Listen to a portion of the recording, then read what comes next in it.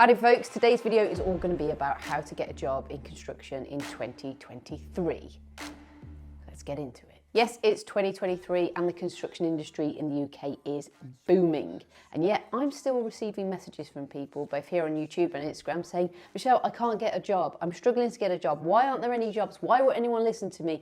I need a job. So this video is here to help you today, and hopefully you can take away some top tips about how to get into the industry and how to successfully get your first job. Okay, so firstly I'm going to hit you up with the basics, and then if you want to stick around towards the end of the video, I'm going to be giving you some tips that you probably haven't thought about and that really do need to be implemented, as well as the basic things in order to be able to get a job in the construction industry in 2023. Okay, so before we get into it and do the deep dive, I just want to talk about some of the issues that people are having right now. Some of the common things when people want to get into the industry and they're struggling seem to be things like they don't know anyone in the industry, they're not sure about the qualifications, they don't have any previous experience, they live abroad and want to come to the UK to work. And finally, I guess, is not knowing where to start or having any kind of guidance. So first up, I want to say you are not alone. These problems are very common. When you see lots of people in an industry that seems to be booming, it can get really disheartening, especially if you've been trying for a long time to get in and the doors just aren't opening for you. So let's get into the best ways to set yourself up so that you can get the job. Okay, firstly, you need to develop the right skill set. So think about the job that you want to do in the construction industry. Is it a trade job? Is it bricklaying, plumbing, being an electrician? Is it being an engineer? Or is it starting out as a bottom as a labourer? You really need to think about what it is that you want to do and get the skills necessary to do the job. This sounds silly, but there are so many people out there who want to be a plumber but have actually never looked into plumbing or even looked at the skill set needed or even considered going on a course. So make sure you have the right skill set. Okay, before we get into the real good stuff of this video, I'm just going to say this video is sponsored by PQS Tech. PQS Tech are known for delivering digital solutions to the construction and surveying industry. They should be your #1 company to call for anything digital in construction, as well as machine control and traditional surveying, drone surveying, point cloud, mobile mapping, machine control technical support, digital twins. Well, to be honest with you, there's not a lot that they don't do. They, for me, are pushing the boundaries of construction. There's some really exciting things that the guys are working on. For me, PQS are at the forefront of digital construction. So go ahead, down below in the link, check out the website, see if there's anything that they might be able to do for you. All right. To the video. Okay, now say you have the skill set, you have the qualifications, you have everything you need, or you are en route to getting those, or if you're perhaps looking for an apprenticeship or going through the labour route, which is getting on site, as I say, as a labourer and then working your way up through a specific trade, you need to start making connections. The industry is all about connections, and we'll touch on this at the end of the video. So if you're in college or university, or if you're someone who's kind of at the later stages of their career and thinking about a career change to moving in construction, get to know people that are working in the industry, because these guys are going to give you a helpful insight into how to get into the industry and may even be able to provide useful contacts. So make connections, talk to people. You can do this by going online, you can do this by going to events, you can do this by just chatting to someone down the pub. Find someone that's in construction and say, hey, can I have a chat to you? Can I talk about how you got into it and if there are any possibilities for the companies that they might be working for? And do they know of any opportunities going at the moment? Because they may well do. Okay, so the third one now is you need to create a strong CV.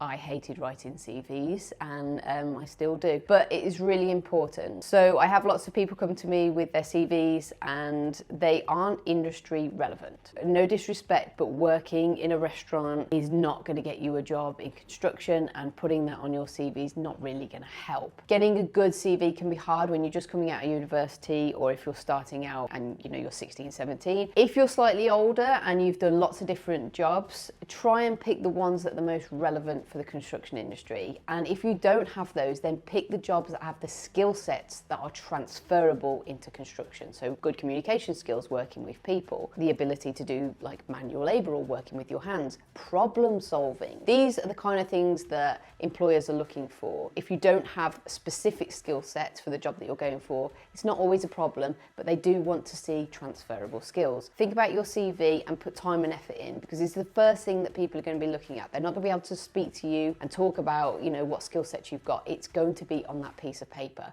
So really nail that. Okay, so now you've got the skill set and you've got the CV, what do you do next? Well, hopefully start putting that CV out there to people who are looking for folks like yourself. And this is what's probably going to happen. Nothing. Yes, this is what happens, and it is really common in the industry. You send CVs out, you send covering letters, you send emails, nothing happens. And it is heartbreaking. But the one thing I will say is consistency and keep plodding away, because eventually you do get a call or you do get an email. So consistency is key. Okay, so let's look quickly at 3 ways to get a job. First one, put it on LinkedIn. LinkedIn is amazing. We'll talk about this at the end of the video. But if you're networking on LinkedIn by putting a post out there saying that you're available and that you want to get into the industry, if this gets shared or seen by people that are looking, then it is really useful. And I know a lot of people that have got jobs through LinkedIn. Second one is the old traditional way of sending a cover letter and a CV and an email to any companies out there that are currently recruiting. It's a hard process, and I know there's a lot of rejection, but it really can be the way forward. So CV, cover letter, email. Now the third one is agency. It's the one that I started with. So when I came out as an engineer, I went to agencies that recruit to put you on site. There are so many recruitment agencies. They are worth their weight in gold. They will help you and they will guide you through the process of getting you a job, because at the end of the day, if you get a job, that puts money in their back pocket. So it works for both parties. But research the recruitment company and research who within that company puts people in positions that you want to uptake. That in itself is time consuming, it's research, but you need to do it. So all being said and well, you've put your CV out there, you are emailing, you're doing LinkedIn, but all of a sudden the response is you don't have any experience.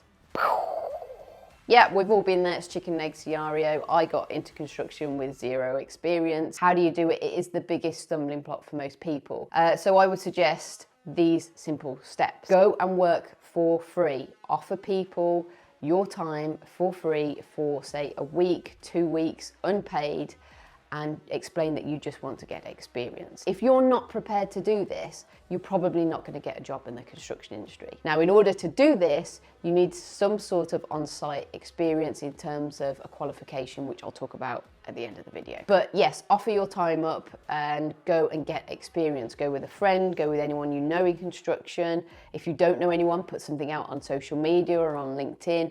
And just be keen and just say all you want to do is to learn. I did it for 2 weeks flat on a job, unpaid, and it helped me get my first job. This here is the gold tick of how to get a job. If you are struggling with everything else in the list and seeing 0 results, try this first. Now, once you've got that job, that is something you can put on your CV. And you have a reference. You have a reference of the person that you worked for in the company. And even though it wasn't paid work, it really does help, because the people that you're going to work for are going to know that you've been on a construction site, you know what's happening, you've taken the initiative to take your own time out and go and learn with the company, and 9 times out of 10, they'll see that as a real positive and give you a chance. Okay, next up, so you've got through those processes and you have finally got an interview. Be prepared for the interview. Go and research the company. What is it that they do? What is the position within that company that you want? What projects do they work on? What types of employees are they looking for? Have questions in your tool belt as well. No employee wants to sit in front of someone that's coming into the industry and then just say, I want a job. You need to be really interested, because even though the industry is booming, there is a lot of competition for workers out there at the moment. So know your stuff, be interested, be involved, and you'll smash the interview. So I said at the beginning of the interview that I was going to give you some real key pointers towards the end. Here they are. None of the points that we've just talked about are going to work for you unless you are persistent and consistent. Well, kind of rhymes. You want to walk the line of being persistent and keen, but also not absolutely pissing someone off. This is hard, but if you've contacted someone and they said that they do have jobs coming up, make sure you keep up the communication with them and don't stop. So if you phone an agency and they explain that they don't have work for you right now, go back within a week, go back the next 2 weeks. If someone says, can we have your CV, and you send your CV, chase. chase, because the construction industry is fast paced, and those people that are trying to give you a job or want to give you a job are extremely busy. And from one day to the next, you might get forgotten about. So it's important to be consistent and persistent. And eventually, persistence pays. Just recently, I helped a young fellow get a job in construction. And please don't ask me to get you a job in construction. I have that all the time. It's really hard. Please just watch these videos and hopefully that will help you. But I did help someone who was really local to me, and the process was hard. And he will tell you that it was persistence and consistency that eventually got him the job. Okay, now I did mention about if you have zero skills and you want to get into the construction industry, or if you're a graduate, or if you are even someone with a little bit of experience, you must have this one key thing which will get you into the industry, and it's a CSCS card.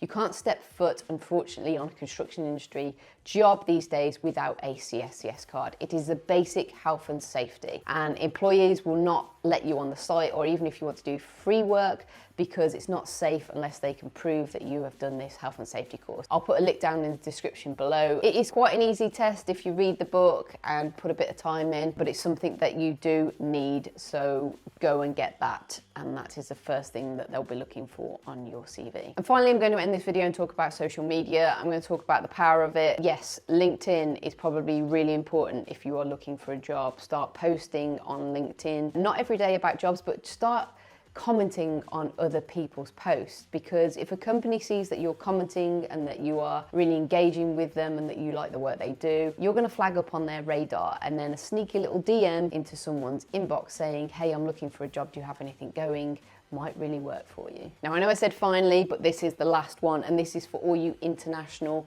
engineers, bricklayers, labourers, anyone that wants to come into the UK.